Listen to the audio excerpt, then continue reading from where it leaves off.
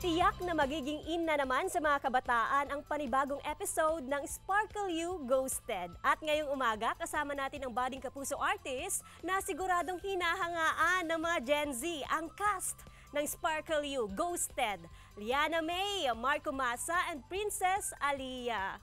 Hello guys, and welcome to Mornings with GMA Regional TV. Batiin niyo muna yung inyong fans sa North and Central Luzon. Oh, good morning! Hello, good morning! Gising na ba kayo? Hello, good morning mga kapuso! Nako, umagang-umaga pero fresh! Fresh na fresh ang ating guest, mga Gen Z! Nakaka-relate tayo dyan. Gen Z tayo. Okay, kwentuhan nyo muna kami. Ano ba yung mga character nyo dito sa Ghosted, Sparkle You Ghosted? Marco! Okay po, so yung character ko po dito, ako po yung gaganap na Leon. And si Leon po kasi medyo nerdy po siya, pero mabait po siyang best friend ni Alessi, which is si Sofia. Oo. How about Liana? Yeah, ako po yung ginost. Tapos, pero magiging kaibigan ko po dito si Alessi. Pero meron pong mangyayari. So, abangan. Oo, syempre, yung Opo. palang character ni Liana, kaabang-abang na eh. How about Princess? So, ang character ko po dito is si Reika, and vlogger po siya. Wannabe vlogger. And best friend po siya ni Sela, which is si Liana. And very very kikay, very sweet, like me. Wow! And then, very bibo. So, ayun. Nako, parang naisip ko na yung connection nyo. Si vlogger na minumulto, at itong si nerdy. Parang alam na natin yung connection niyan sa pagiging ghosted. Pero ito na nga, kwento ng kabataan ng Sparkle You Ghosted. Paano ba makaka-relate ang iyong fans, mga Gen Z dito? Liana? Siguro po makaka-relate sila sa meron po kasi mga problema kasi po na hindi natin ma-share sa iba. Which is, sa Ghosted po, meron po siyang problema din na siguro nasabi niya sa mga friends niya. And yung friends niya po yung parang nakatulong sa kanya. Which is, parang nakikita ko rin ngayon sa generation namin na marami din silang problema at mas nasa-share nila sa friends nila.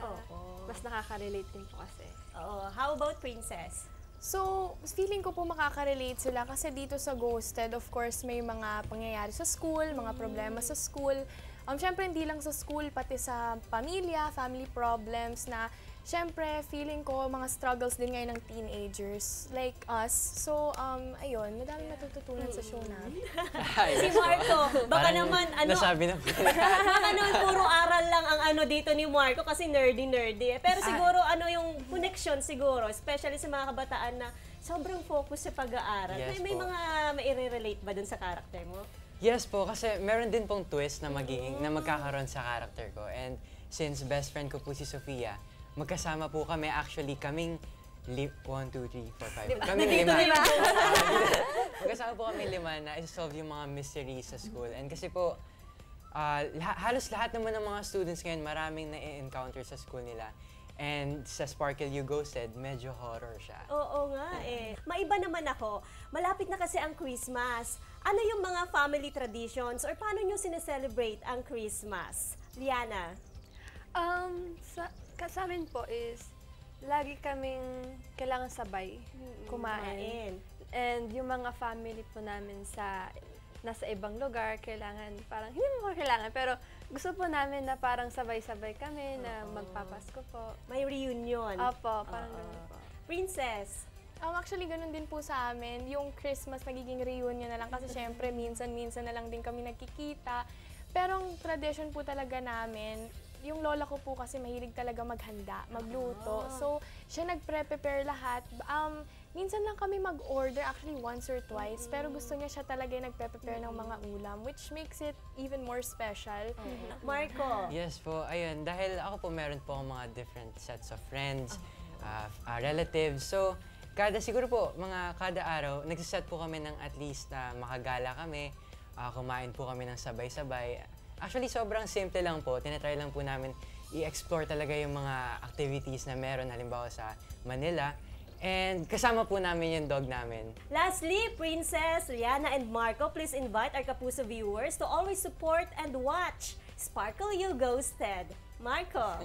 What's up mga kapuso? Patuloy niyo po sanang subaybayan ang Sparkle You Ghosted para malaman niyo kung ano-ano yung mga twists na mangyayari sa kwento. Ayan mga kapuso, lagi niyo po kaming panoodin at sana po magustuhan niyo po ang Ghosted. Hello mga kapuso, yun nga po, lagi niyong suportahan ang Sparkle You Ghosted. Kung gusto niyo, syempre may matutunan at syempre may mga kilig-kilig din dyan. So kung gusto niyo mga yan, manood kayo. Maraming salamat, Liana, Marco, and Princess. Stay safe always! Diyan lamang po kayo mga kapuso. Magbabalik ang Mornings with GMA Regional TV.